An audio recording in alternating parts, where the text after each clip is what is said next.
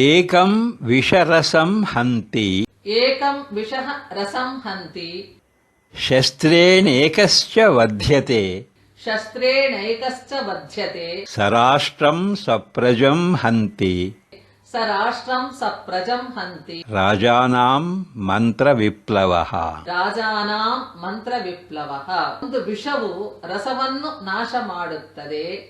ಒಂದು ಬಾಣದಿಂದ ಒಬ್ಬನು ಬಂಧಿಸಲ್ಪಡುತ್ತಾನೆ.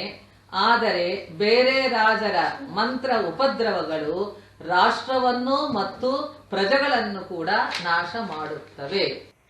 When poison is given, only one person dies.